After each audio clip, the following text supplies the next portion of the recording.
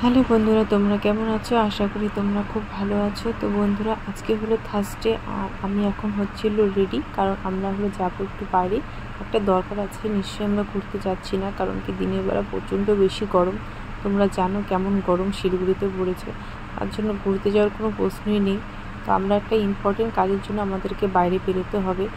আর আমি finally ready হয়ে গেছি, দেখতে পাচ্ছ। কি পরবো এই গরমের মধ্যে, কি পরবো না কি পরবো কোনো ডিসাইডই করতে পারছিলাম না। বাট তারপর দেখলাম যে একটি হোয়াইট কালারের এই চুড়িদারটা আছে, যেটা খুব পাতলা, আমার খুব সফট, যেটা বললে আমার গরমটা একটু কম লাগে। তো আমি এই চুড়িদারটাকে চুজ করে নিলাম পরার জন্য। আর আমরা এখন বেরোবো জাস্ট। তো আমার হাজব্যান্ডকে দেখো, ও হোয়াইট পরে নিয়েছে। দুজনেই আমরা হোয়াইট পরেছি, কারণ গরমের দিনে হোয়াইট জিনিস পরলে একটু আরামদায়ক হয়। তো সেই জন্য আমরা দুজনেই হোয়াইট পরেছি। আর তোমরাও যদি হোয়াইট পরো তাহলে তোমরাও বুঝতে পারবে যে গরমের দিনে হোয়াইট পরলে কতটা আরাম পাওয়া যায়, অনেকটা রিলিফ আর কি, অনেকটা রিলিফ হয় গরমের থেকে, অনেকটাই আর কি বাঁচা যায়। তো যাই হোক, গরমটা অনেকটাই কম লাগে। তোমরা একবার হোয়াইট পরে দেখো, তাহলে তোমরা বুঝতে পারবে। আর গরমের জন্য রাস্তাঘাটে খুব একটা লোকজন বেশি নেই, তোমরা কিন্তু দেখতে পাচ্ছ সেটা। রাস্তাঘাটও ফাঁকা, কারণ কি গরমটা এত বেশি আমাদের শিলিগুড়িতে পড়ে গেছে হঠাৎ করে, যে ভাবাই মুশকিল। আর খালি চোখে তো যাওয়াই যাবে না, তার জন্য পরে নিয়েছি আমি সানগ্লাস।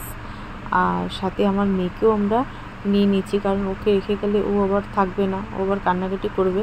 মেয়ের শরীর খুব একটা ভালো না, কিন্তু তাও ওকে নিয়ে নিয়েছি সাথে, কারণ কি ওকে রেখে গেলে ও থাকবে না, আর আমারও টেনশন হতে থাকবে।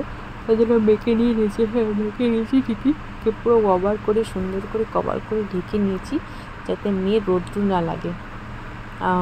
গাড়িতে বসলে বেসিক্যালি হাওয়া তো লাগবে, কিন্তু রোদ্দুর যাতে না লাগে সেই জন্য মেয়েকে পুরো ঢেকে নিয়েছি। ওই জন্য মেয়েকে তোমরা দেখতে পাচ্ছ না।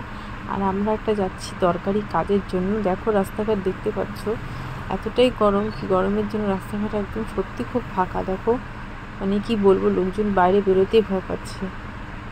তো আমাদের তো যেতেই হবে, কারণ আমাদের কাজটা তো খুব ইম্পর্টেন্ট। আর দেখো আমরা ফাইনালি পৌঁছে গেছি। আমরা কোথায় আসছি জানো? তোমরা এটা গেস করো কোথায়। কে গেস করবে, কে গেস করে বলতে পারবে যে আমরা কোথায় এসেছি? চলো তোমাদেরকে আমি বলে দিচ্ছি। আমরা চলে এসেছি ভারত সেবা আশ্রমে।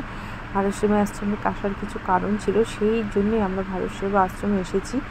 আর আমাদের কাজটা, যে কাজে এসেছিলাম সেই কাজটা আমাদের হয়ে গেল। তো হয়ে যাওয়ার পরে আমরা রাস্তাতে যেতে যেতে একটা খুব প্রিয় জিনিস আমার দেখতে পেলাম। এটা কি, তোমরা কি বলো? তোমাদের ভাষাতে আমি জানি না এটার নাম কি বলো। আমি এটাকে তালের শ্বাসই বলি। তো তালের এই শ্বাসটা, যেটা গরমের দিনেই পাওয়া যায় এই গরমের মধ্যে, কিন্তু এটার রাস্তা অনেক জায়গায় দেখলাম। তো ফাইনালি হাজব্যান্ডকে জোর করলাম যে আমি এটা খেতে চাই, আমি এটা খাবো। তার জন্য ও কিনে নিজেই ছুলছে, কারণ আমার কোলে নেই, তো আমি ছুলতে পারবো না। তো ও নিজেই ফাইনালি কিনে নিয়ে ছুলে আমাকে দিচ্ছে, যাতে আমি খেতে পারি। আমার ওটা খেতে খুব ভালো লাগে, বাট আমি যে নিজে কিনে নিব বা ছুলে নিব সেটার কোনো সিচুয়েশন নেই। তাই ওকে দিয়ে আমি এই কাজটা করাচ্ছি। আর আমি বসে বসে দাঁড়িয়ে আরামসে খাচ্ছি। মেয়ে আবার দেখছে যে আমি কী খাচ্ছি। মেয়েকে দেওয়া যাবে না, সরি মাম্মাম, তোমাকে দেওয়া যাবে না। আমি নিজে খেয়ে নিলাম। তো টেস্ট ছিল, দারুণ টেস্ট ছিল। তো ফাইনালি আমাদের খাওয়া দাওয়া কমপ্লিট, আমাদের যে কাজটা ছিল সেটাও কমপ্লিট। তো আমরা পৌঁছে গেছি বাড়িতে। যাক, গরমের মধ্যে রিলিফ পেলাম বাড়ি এসে। এখন অনেক কাজ আছে, তো তোমাদের সাথে আমার আবার দেখা হবে নতুন একটা ব্লগে। আজকের জন্য এখানেই সমাপ্ত। বাবাই, ভালো থেকো।